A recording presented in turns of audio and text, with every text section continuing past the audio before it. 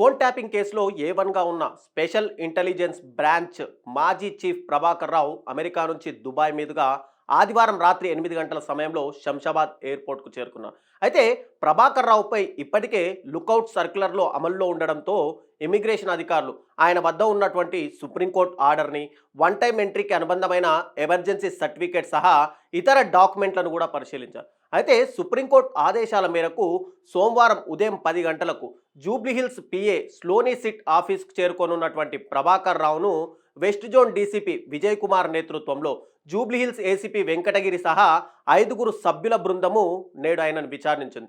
అయితే సిట్ విచారణలో ఆయన ఏం చెప్తారు అనేది కూడా ఒక రకంగా ఆసక్తికరంగా మారింది. అయితే 2023 అసెంబ్లీ ఎన్నికల్లో కాంగ్రెస్ పార్టీ గెలుస్తుందని చెప్పి ఎగ్జిట్ పోల్స్ ఫలితాలు రావడంతో నవంబర్ 30న ఆపరేషన్ టార్గెట్స్ని ఆపేశారు. 2023 డిసెంబర్ 4న ఎన్నికల ఫలితాల్లో కాంగ్రెస్ పార్టీ విజయం సాధించడంతో ప్రభాకర్ రావు తన పదవికి రాజీనామా చేశాడు. ఎస్బీఐ లాగర్ రూమ్ను ధ్వంసం చేయాలని చెప్పి ప్రణీత్ రావుని ఆదేశించాడు. దీంతో ప్రణీత్ రావు టీం అదే రోజు రాత్రి 7:30 గంటల నుంచి 8 గంటల 15 నిమిషాల మధ్య సీసీటీవీ కెమెరాలను మొత్తం కూడా ఆఫ్ చేసి 50 కంప్యూటర్ హార్డ్ డిస్క్లను సర్వర్లను కూడా మొత్తంగా మార్చేశారు. వాటి స్థానంలో వేరే హార్డ్ డిస్క్లను కూడా ఏర్పాటు చేశారు. ఎస్బీఐ డేటా ఉన్నటువంటి 50 హార్డ్ డిస్క్లను ముక్కలు ముక్కలుగా కట్ చేసి నాగోల్ దగ్గర ఉన్నటువంటి మూసీ బ్రిడ్జ్ కింద దాటిని తగలబెట్టారు.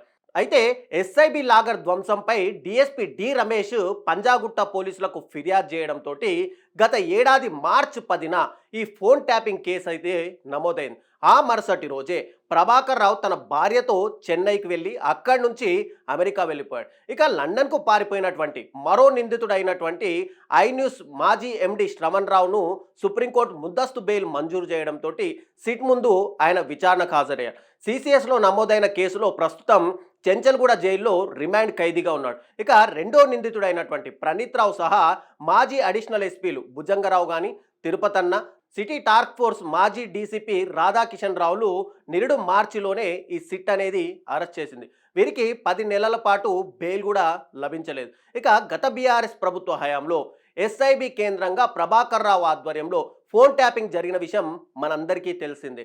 ఈ కేసులో A2గా ఉన్న మాజీ డీఎస్పీ దుగ్గ్యాల ప్రణీత్ రావు సిట్ తెలిపిన వివరాల మేరకు రిటైర్డ్ పోలీస్ ఆఫీసర్ ప్రభాకర్ రావును మాజీ సీఎం కేసీఆర్ ఓఎస్డీగా బాధ్యతలు అప్పగించారు. స్పెషల్ ఇంటెలిజెన్స్ బ్రాంచ్ చీఫ్గా నియమించారు. ఆ తర్వాత స్పెషల్ ఆపరేషన్ టార్గెట్స్ ఎస్ఓటీ టీంను ఏర్పాటు చేశారు. దీనికి ప్రణీత్ రావు చీఫ్గా పనిచేశారు. ఇక బీఆర్ఎస్ సర్కార్కు వ్యతిరేకంగా పనిచేసే సొంత పార్టీ నేతలు సహా కాంగ్రెస్, బీజేపీ కానీ లేదంటే బడా వ్యాపారవేత్తలు, పౌర హక్కుల నేతలను చివరికి జడ్జీల ఫోన్లను కూడా గతంలో ట్యాప్ చేశారు. ఇక బేగంపేటలోని ఎస్ఐబి ఆఫీస్ కేంద్రంగా ఎస్ఓటీ ప్రత్యేక గదులు కేటాయించారు. కేసీఆర్, సీఎంఓ ప్రభాకర్ రావు అందించిన వివరాలతో ప్రణీత్ రావు సుమారు 4200 మందికి పైగా ఫోన్ నెంబర్లతో ఒక ప్రొఫైల్ని కూడా క్రియేట్ చేశాడు. అయితే నేడు సిట్ విచారణకు హాజరు కానున్న ప్రభాకర్ రావు ఎంతమంది పేర్లను బయటకు తెస్తారు, గతంలో బీఆర్ఎస్ హయాంలో ఎంతమంది బడా నేతలు ఇందులో పాలు పంచుకున్నారు అనే విషయాల్ని బహిర్గతం చేసే అవకాశాలున్నాయా, త్వరలో రాష్ట్ర వ్యాప్తంగా ఏమైనా అరెస్టులు జరుగుతాయా అనేది కూడా ఖచ్చితంగా నేడు విచారణ తర్వాతనే బయటపడే అవకాశాలు ఉన్నాయి.